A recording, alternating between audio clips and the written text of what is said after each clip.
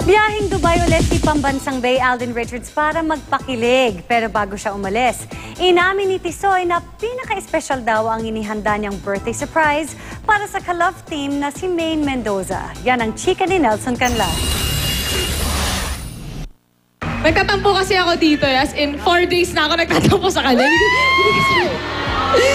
Secret na yung rason kung bakit. Pero ayun, sobrang na-appreciate ko yung gifts mo ngayon. Ang tampo pa lang ito na tinutukoy ni Maine Mendoza ay ang sinabi ni Alden Richards na hindi siya makakasama sa birthday celebration ni Meng sa Boracay dahil na rin sa ilang work commitments. Yun pala, so sorpresahin niya ang ka-love team na ang alam lang ay birthday celebration niya yun kasama ang ilang kaibigan. Nagpaalam na pala si Alden sa kanyang mga show para makiselebrate kay Maine. Si Alden din pala ang punong abala sa kanilang Boracay getaway.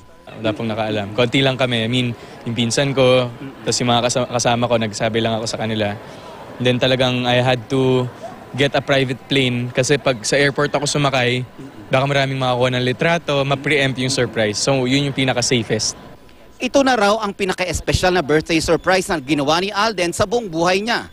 Kitang-kita raw sa mga larawan na sulit ang lahat ng kanyang efforts para mapasaya si Meng. Nag-food trip sila, nakapag-parasailing at jet ski. Sobrang enjoy. I mean, sa buong buhay ko, first time ko siyang ginawa. Kahit kanino. I mean, to go that far to surprise someone. Ako siguro, ano talaga eh. Well, special day ni Maine yun and special naman siya sa akin. Bumiyahe ngayong araw ang Pambansang Bay patungong United Arab Emirates para sa 10 celebration ng GMA Pinoy TV na gaganapin sa March 10 sa Al Nazar Leisureland sa Dubai.